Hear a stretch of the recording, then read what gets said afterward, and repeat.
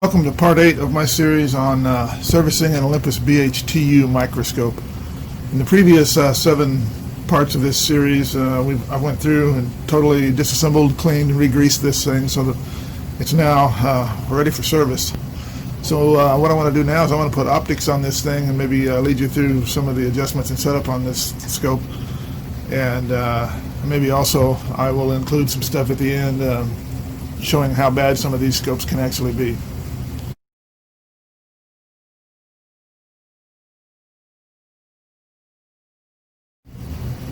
First thing I want to add to this scope is a condenser.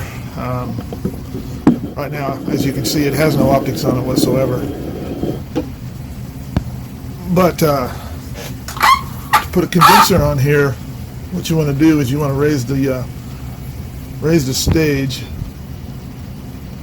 pretty much as high as you can go. If you have objectives on here, be sure to put the 4x objective in position, and that way you don't run into any danger of crashing the stage into your objectives. But it's easier if you don't have objectives on there. You don't have to worry about it. But so what I want to do is basically raise this all the way to the top. And now I take the condenser focus adjustment here and I adjust the condenser mounting yoke fairly low. Now if I spin this around so you can see it, we have 2 thumb screws here that are used to center the condenser, and one here which is to lock the condenser in place. So I have here a BH2-CD, just your basic Abbey condenser for the BH2. And as you can see, there's a mounting ring here, and what I do is I loosen up this lock screw and carefully slide this in position, making sure that I don't crash the upper exposed lens onto the bottom of the stage, and I lower this if need be. So let's take it all the way to the bottom. And now I can carefully slide this in position,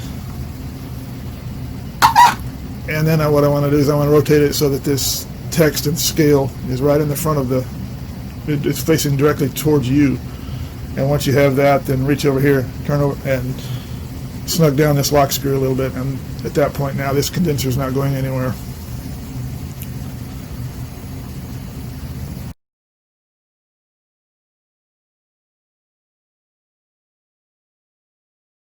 So now that the condenser is in place, the thing I want to do is I want to install the objective lenses. And to do that, what I want to do is I want to raise the condenser pretty much all the way to the top, and then once again, using the coarse focus knob, I want to lower the stage as low as I can get it. Okay, and once I have that, then I'm ready to install these objectives. Start with, let's put the 4x objective on.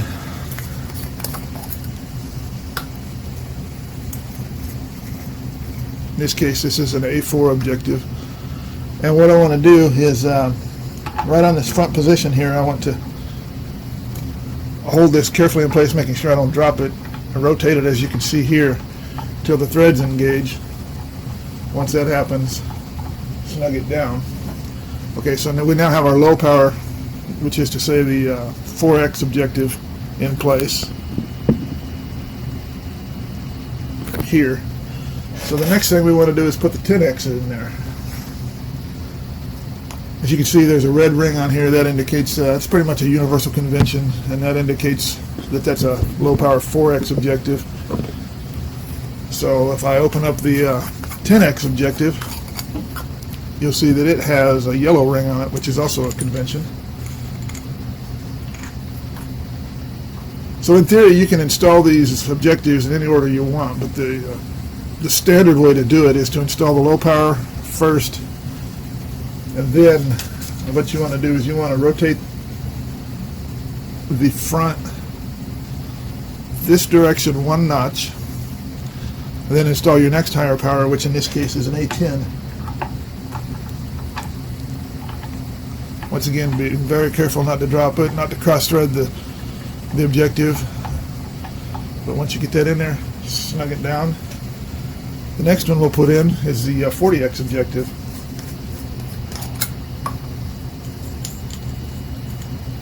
Once again, you rotate it this direction to the next position.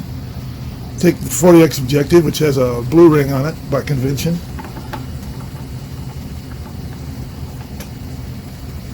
and install it the same way. Now, the last one I'm going to put on here is the 100x oil immersion objective. This thing, you'll see, has two features. Number one, it's 100 power. By convention, it has the white ring to indicate the 100x. It also has a black ring down here to indicate that it's an immersion objective. So let's rotate this in this direction, and let's put this in place. And as I said, in theory, there's nothing stopping you from putting these in any order that makes sense to you or that you want to do it. But this is a good way to do it because, number one, it's convention. It's how most scopes would be shipped from the factory. And if you put phase contrast on here, you'll have a phase contrast condenser.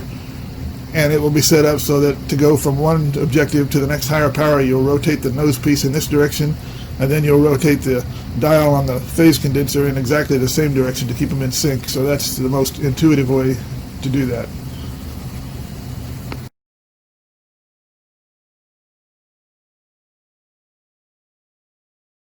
Okay, the last thing I need to do is install eyepieces. I have here some 10x eyepieces, and those basically, they just slip down in here. And if you've ever used microscopes in school, junior high, high school, or whatever, most of those microscopes, the eyepieces go in and they're actually screwed down and they won't come out. And those are meant to be basically student proof so that a student wouldn't damage those. But on a real microscope, on an upper end microscope, these eyepieces just slip in there. There's nothing holding them in but gravity. So if you ever pick up a microscope to carry it, don't ever turn it upside down or whatever, because if you do, these things will fall out and be damaged. There's an awful lot of these for sale on eBay, or the back ring is dented or something, and that's probably how that happens.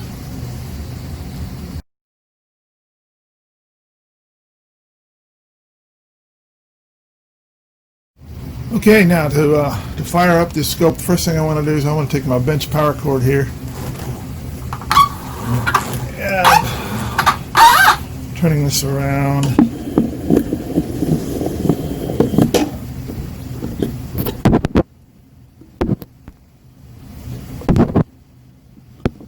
So basically what I do is I just plug the AC line cord into the back.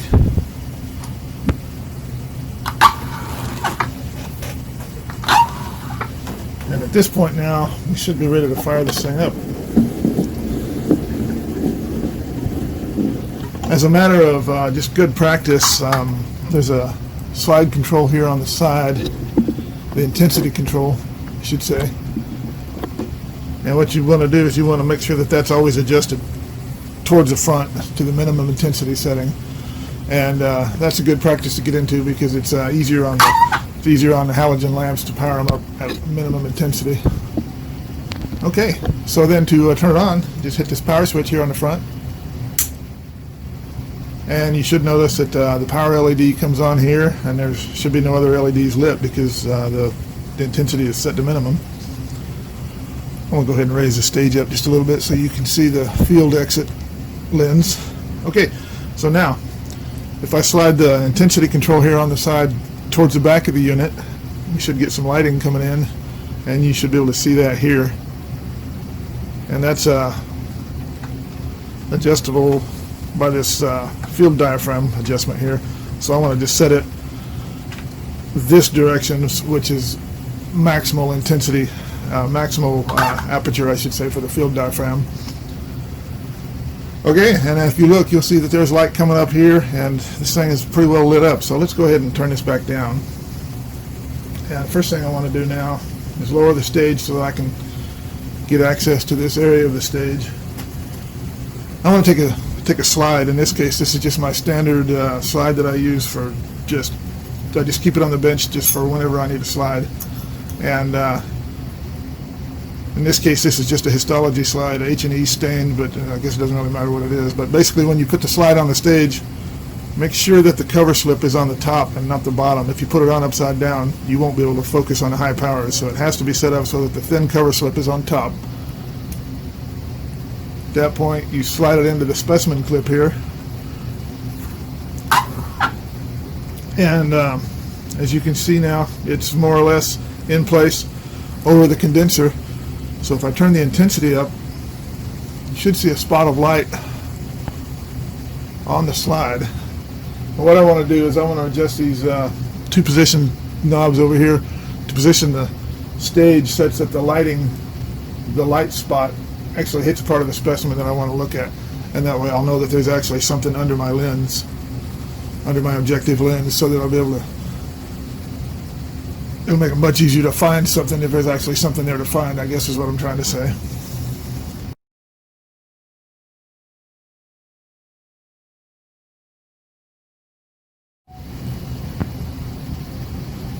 Okay, so the next step is I want to put the 4X low power, in this case 4X objective, in place, which I have. And there's a special feature in the design of most compound scopes, and that is if you get your low power 4X objective in place, there's no way you can actually adjust this stage to contact this objective, and that's by design so that you can use this thing without risking damage to it. So in this case, I've got the stage all the way up right now. You can see there's a ton of room under here. Now if I have my other lenses in place, my other objectives in place, then it's going to be entirely possible to crash that. So the way to prevent that is to make sure you follow proper procedures, and proper procedures are to always start out with your low power objective, in this case the 4X objective. And maybe even a better way to do it on the 4X is to start at the top. Let's take it all the way to the top. It's the point where it hits its stop. So the stage is as high as it can go. And what you would do is you would look into the eyepieces, and you're going to see that you should see some light there. It might be too bright. It might not be very bright at all, in which case you'll adjust the intensity until you get a nice, comfortable intensity, so that it's not hard on your eyes. If it looks too bright, then turn it down. Okay, so that gets you a specimen light through there, but you'll very likely have issues here on the binocular head. If you look through here, looking through your binocular head, you'll see, like in each eye, you'll see a circle of light. And what you need to do is you need to adjust this diopter adjustment here so that the center position on these two tubes is the same distance apart as the pupils in your eyes. And when you do that, if you do that properly, you'll see those two circles merge into one circle. And once you get that single circle that appears in your visual field, that means you've got this correctly set up. And once that's correctly set up, then you can go back down and we can bring the specimen into focus. So now you're looking through the eyepieces. You've got the intensity adjusted for a nice, comfortable amount of light. Now what you do is you adjust your coarse focus knob to lower the stage, and while looking through there, at some point you should see the details of your specimen come into focus. They may not be exactly focused, but you'll see them come into focus. And once those come into focus, then you can use the fine adjustment knobs. And I guess, so that you know what I'm talking about here, this is the coarse knob on the outside. This is the fine knob here.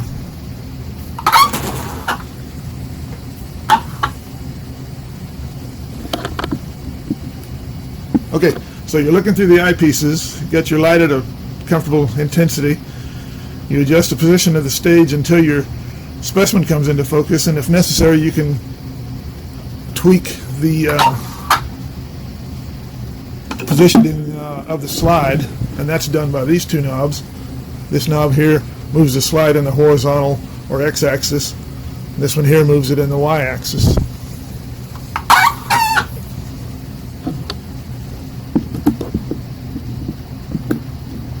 Okay, so you look through there, adjust your lighting,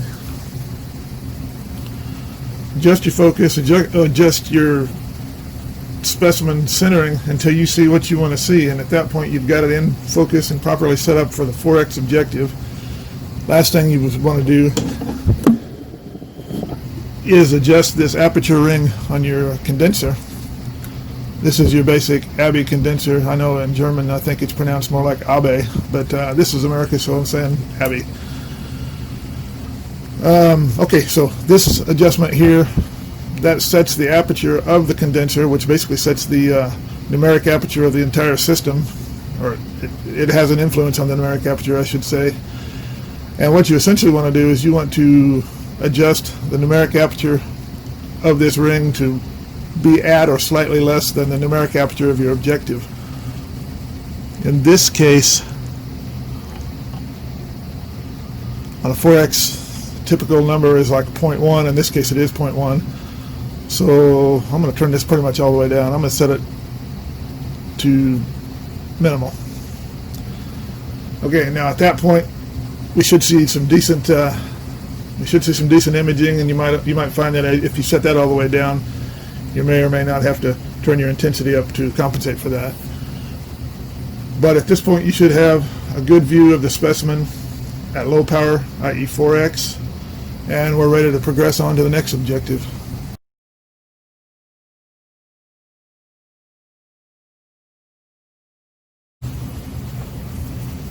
Okay, so the way we go to the next objective is without touching any focusing, anything. Basically, you rotate from the 4 to the 10 position, and the way you do that, the best practice method is to grab these objectives and turn them. That can cause issues, especially when you start getting into polarizing scopes where these things are adjustable and spring-loaded and everything. The way you're supposed to do it is grab this knurled ring and not touch the objectives themselves. So let's go from 4 to 10. So now the 10x objective is over the specimen, and now at this point you look in the eyepieces, adjust the intensity if needed. You can tweak your specimen positioning using your XY positioning knobs here on your stage. And you probably will need to tweak the focusing just a little bit, and the way you do that is using the fine focus knobs only. You just rotate the fine focus knob until focus comes into sharp, until you have sharp focus. Once you go off your lowest power objective, you should never adjust the coarse focus positioning, because at that point on higher power objectives you do risk crashing the stage, specifically the specimen slide, into the objectives and causing damage. But anyway, once you get this rotated into the 10x position, you get your focus set properly. And then what you want to do is go back down here onto your aperture diaphragm ring on your condenser. In the case of this 10x objective, it has I believe a 0.2 numeric aperture, so let's bring it up to, actually I think it's a 0.25, so let's bring this up to just 0.2. And at that point you should be seeing pretty decent imaging. And I should point out that this aperture ring, the numeric aperture of this objective is 0.25, and so if I set this thing at 0.25, that's the maximum setting I would ever need to go to get the maximum resolution out of this thing. If you look through the eyepieces and go beyond that, you'll see that a couple things happen. Number one is it'll get way brighter because you're letting more light through, but also the contrast will get washed out, and the image quality will actually go down significantly. So you don't want to misuse this adjustment. A lot of people actually use this as an intensity adjustment, and that is totally wrong. You should always use your lighting intensity adjustment for that feature, and your numeric aperture should only be used to control I should say your aperture ring should only be used to control the numeric aperture of your system, and by that I mean to match the numeric aperture of your condenser to that of the objectives. And don't go beyond that, because all you're doing at that point is you're trading off losing contrast for no additional resolution. Sometimes it actually makes sense, depending on what you're looking at. Sometimes you'll set the numeric aperture of your condenser, you'll set it significantly below what the objective is, and the reason for that is it will increase your contrast, and it will bring things in, make them more visible than they would have been otherwise. But you do have to be careful. If you go down too low through there, you'll start to see all kinds of graininess and rings and things in there that are really not details of the specimen. What you're actually seeing is diffraction of the lighting as it passes through that constricted aperture in your condenser, and so you don't want to go down to that point. But it is totally fine to reduce your numeric aperture for a couple of reasons. One, like I say, is to increase your contrast. Just do that knowing that you are trading off resolution. But another thing is you're also, as you reduce that aperture diaphragm down, you're also increasing your depth of field, so that more of the specimen height-wise, more depth of the specimen will be in focus at any given time. So just be aware of all those trade-offs.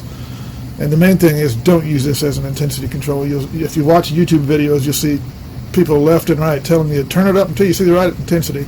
Yeah, that is totally wrong. Okay, so now, once we're in focus, we got the proper setting for our aperture, 10x objective. Rotate up to the 40x objective, do the same thing. Tweak your focusing using only the fine focus knobs. Specimen positioning if need be, intensity if need be, and this 40x has a 0.65 numeric aperture, so you might want to bring that up to say maybe 0.6, 0.65, something like that. Don't go beyond that, you're just losing contrast. And you'll even find that if you match the aperture, numeric aperture here and here, that it looks pretty low contrast, but and it is. But that is the theoretical situation where you have maximum optical resolution, and if you need more contrast for whatever reason, like I say, you can turn it down, but just be aware that you are trading off resolution when you do that. And at this point I'm going to stop. I'm not going to talk anymore about the 100x objective. I'll leave that kind of as a separate discussion, because that's the oil immersion objective, and it does use different techniques. It does require different techniques.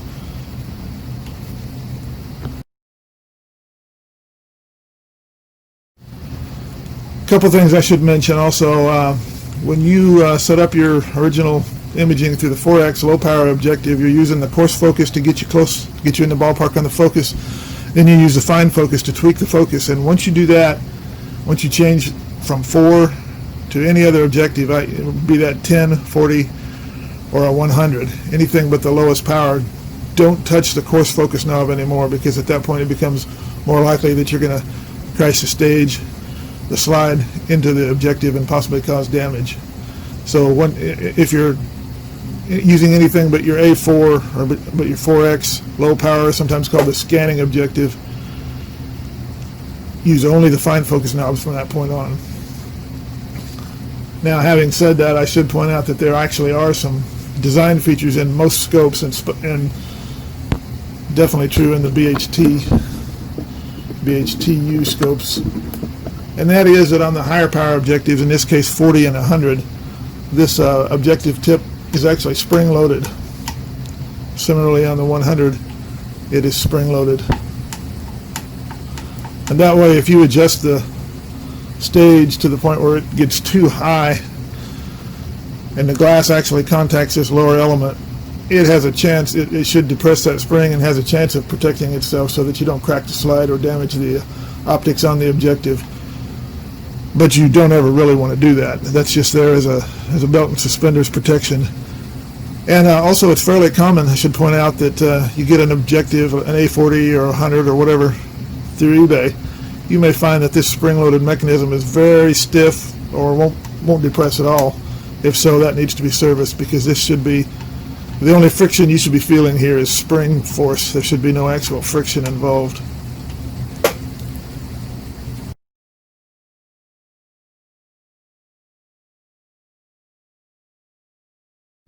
So what I want to talk about now is the adjustment of the condenser here.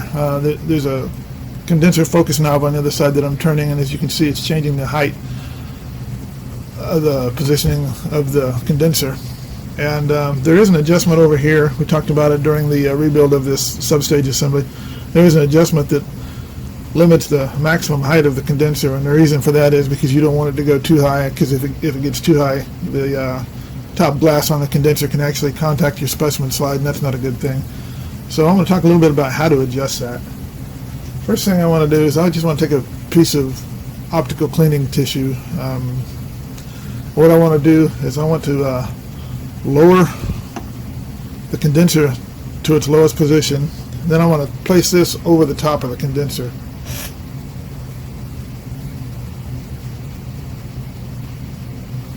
So that's over the condenser, and what that's doing is that's basically protecting the top glass. Because what I want to do at this point is I want to take just a slide, specimen slide. I want to make sure that the thin cover slip is up, and I want to put that on the stage, like so. What I want to do now is I want to rotate this condenser till the height goes to maximum, and Now these knobs are kind of in the way of the adjustment for the position limiting, condenser height limiting adjustment. So what I want to do is I want to turn this knob until those are out of the way. And at this point, if I lower you down, you should be able to see.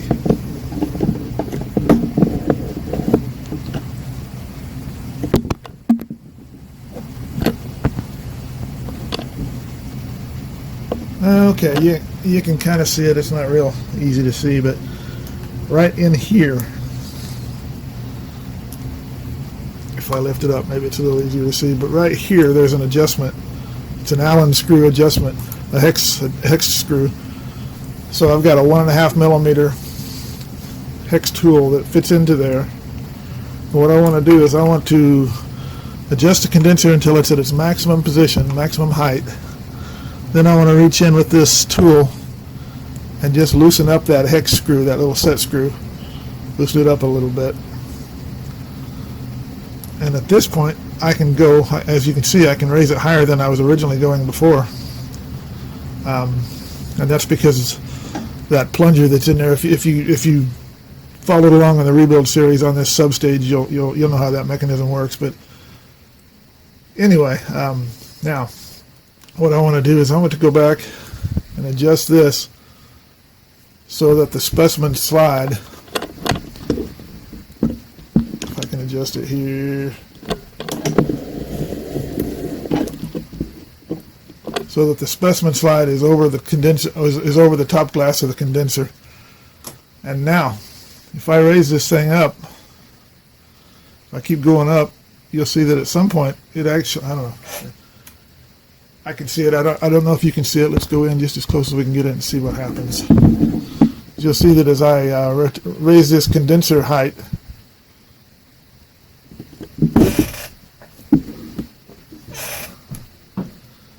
what it does is actually it gets to the point where it hits the bottom. That tissue that I've got over the condenser lens actually hits the bottom of the slide and raises the slide up a little bit. And so I know that once that happens, I'm going too high. So what I want to do basically is I want to turn this thing,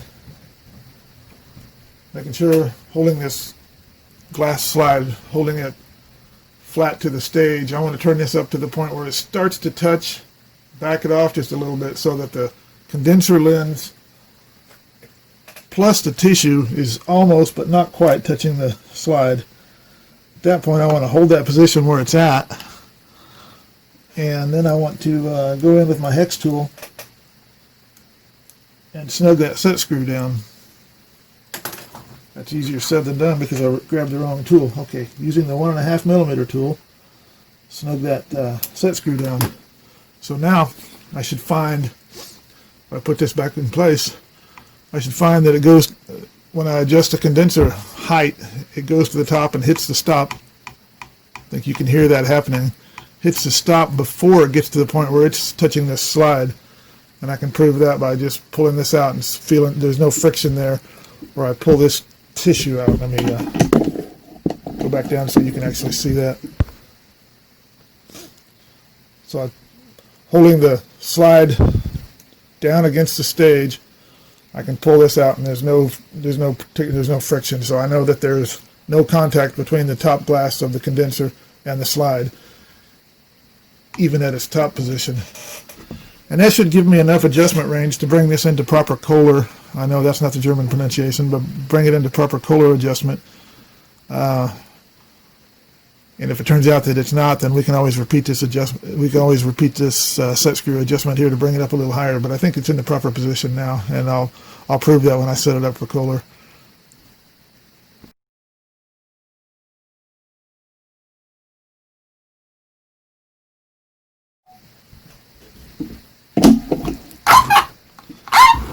Okay, another adjustment that now would be a good time to talk about.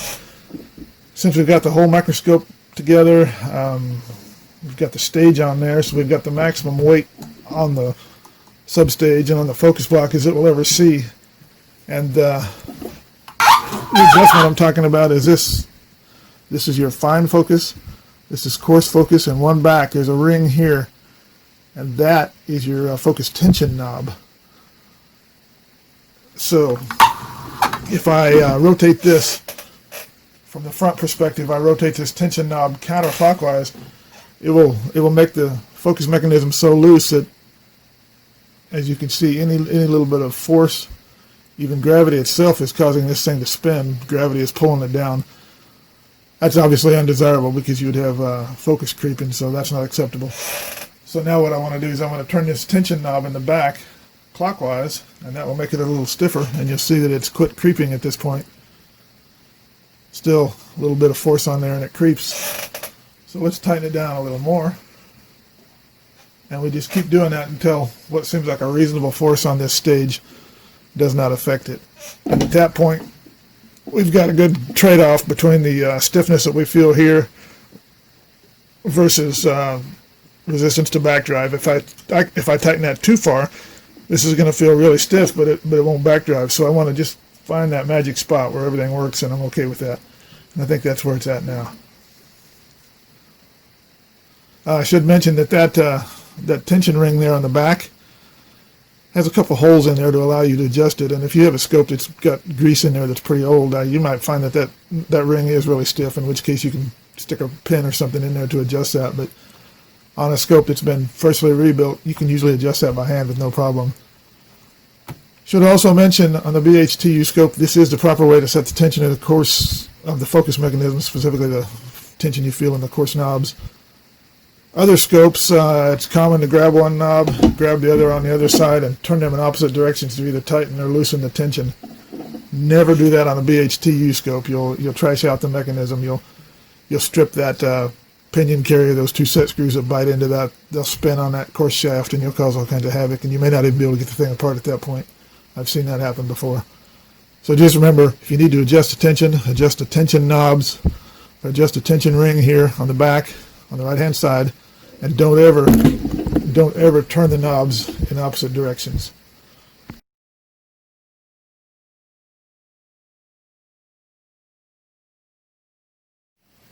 So I guess while I'm on the subject of adjustments on these BHTU, BHT stands, I've already talked about the condenser height stop, talked about the tension adjustment for the coaxial focus. I want to also talk about this focus preset stop here. And this little color here on the left-hand side, if I rotate it fully counterclockwise, this is the unlocked position. There's an arrow here that shows this is the locked position. So if I unlock it, I will have full freedom of adjustment of the height of the stage. So let's say I'm working on this and I get to the point where I've got the 40X rolled into position, everything's properly focused, and I'm ready to go and set up for 100X oil immersion. Then what I might want to do is rotate this to the lock position. At that point, I can't raise the stage any higher. It won't go any higher, so I'm not in any damage, not in any danger of colliding the stage with the objective and causing damage. But it will let me lower the stage. So what I can do once I lock that is I can lower the stage. That gives me all kinds of working distance to put the oil on the slide or on the objective and whatever I need to do for the oil immersion setup. Once I've done that, then I rotate this back up until I hit that stop, as you can hear. And at that point, I'm back where I was, and I should be in proper focus. And if I'm not exactly in focus, a little tweaking of the fine focus knob will get me there. And so that works really well for that kind of a thing. Also, I'll talk a little bit about how to actually verify that this stop is working. Start out by rotating it counterclockwise to the unlocked position. Make sure you can adjust everything up and down. Lock it. At that point, you should not be able to go any higher, but you should be able to go lower.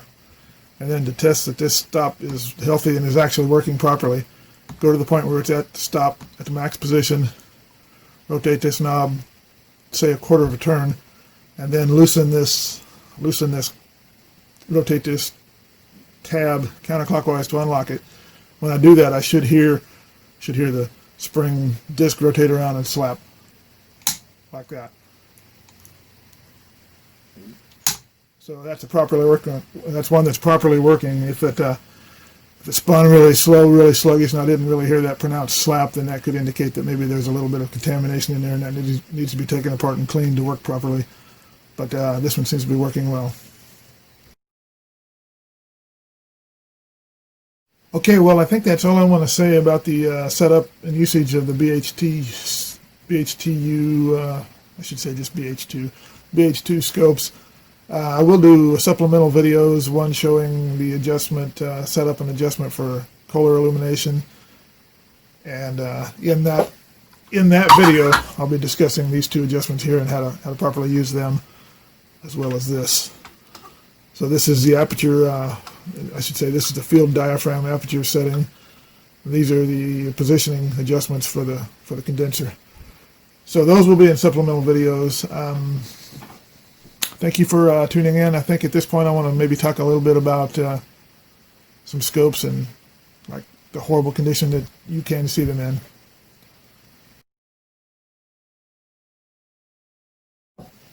Now this is a pillar arm assembly. In this case it's from a BHTU, so it's missing the reverse nose piece assembly. It's also got the gearbox and in fact the focus rack taken out of it. Other than that, it's complete.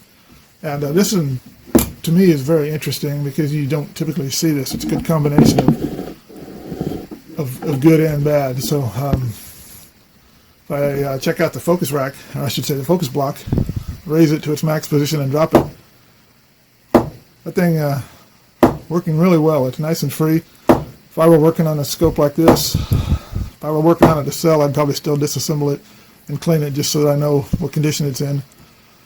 But if I were just working on this for myself or trying to, if time, money was a concern, I would say that that's fine and does not need service. Now, having said that, the coaxial focus mechanism in this thing is an outright disaster. I mean, I could literally not turn that. To be honest, I don't want to try to turn it because if I really put the hooky-mooky to it, I'm going to damage some gears inside there or something. That means that the grease inside this coaxial focus mechanism, since the gearbox is gone, the grease inside there, especially in that pinion assembly with the 30 ball bearings on each end, that grease is like totally seized up. I mean, those bearings are not moving at all. So this thing needs to be totally disassembled and taken down all the way to nothing, cleaned up, put back together, and at that point it'll work fine. But this just goes to show that for whatever reason, the grease in the coaxial mechanism has literally locked it up, and yet this piece works fine. So go figure. Oh, by the way, I'd like to thank Larry, my friend Larry, who sent me this and a couple other pieces. He sends me pieces once in a while just because he knows that I can use the parts for him. And I just want to let you know, Larry, that I really appreciate this. Thanks for sending these.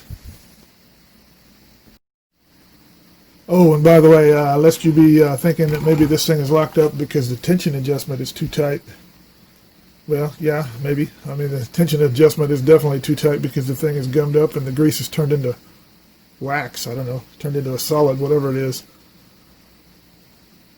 But the fact of the matter is I couldn't adjust that if I had to, so that's not that's not part of the problem.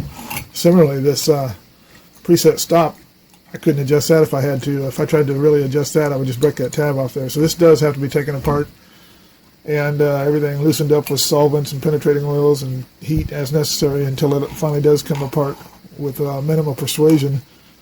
But once that happens, yeah, this will be a fine piece. Cosmetically, it all cleaned up very well with alcohol. It looks really good. So, off camera, I took apart that pillar arm whose coaxial focus mechanism was seized up, and I pretty much found what I expected to find. Here's the components of the tension adjustment knob. You can't tell by looking at them now because I put a bunch of coil in there. I had to do that to get it apart.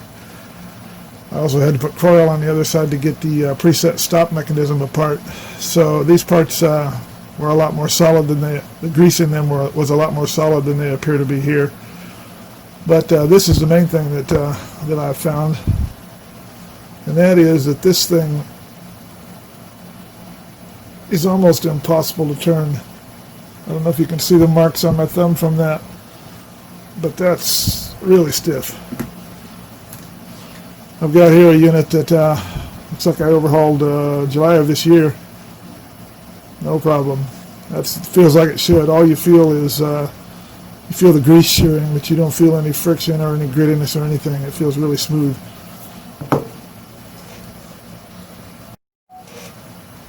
Now, just as an experiment, I want to take a little croil, drop it all around there,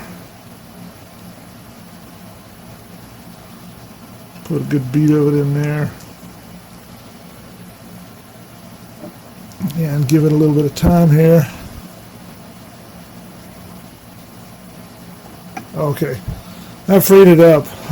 Still feels like hell. It's gritty, but at least it's free turning now. So as you can see, the croil did free it up, and it will aid greatly in the disassembly of this part. But that is not a fix. You put that stuff in there like that, it's going to gum back up in no time.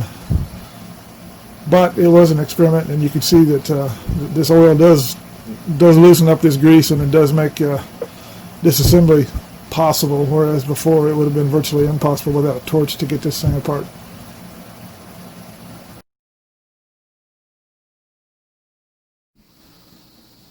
So thanks for tuning in to my series, my 8-part series on cleaning, overhauling an Olympus BH-2 microscope.